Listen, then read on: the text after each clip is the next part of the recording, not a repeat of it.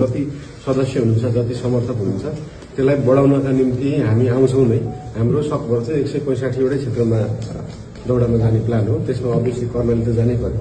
कर्णाली जति सुन्दर छ, समस्या त्यति नै धेरै छ होइन। त्यो कुरालाई चाहिँ विशेष गरी त्यही हुने नेताले भनौँ, लिडरले भनौँ, कसैले भनौँ, त्यसलाई चाहिँ ग्लोरिफाई गर्दाखेरि स्विजरल्यान्ड जस्तो देखाउने बेलामा चाहिँ सबै अगाडि आए।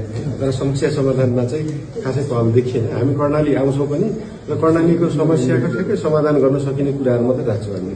त्यहाँनिर कतिपय कुरा त 50औं वर्षमा समाधान हुन नसक्ने पनि कुरा होला, तर कतिपय कुरा त 1 वर्षमा समाधान हुने विषय होला, 5 वर्षमा समाधान विषय होला, जुन चाहिँ पार्टीगत लडाईँले गर्दाखेरि नभएका समस्याहरू पनि छन् जुन समाधान गर्ने। त्यस्ता कुराहरू चाहिँ लिएर नै आउँछौँ र सकिन्छ भने रविजी र म दुवैजना आउँछौँ, पालै पालो आउँछौँ, नभए म त आउँछु नै भनेर अहिलेसम्म बसिरहेको छु। हामीलाई चाहिँ त्यस्तो त्यहाँनिर जानलाई त्यहाँ जानु नपरोस् भन्नेमा छैन।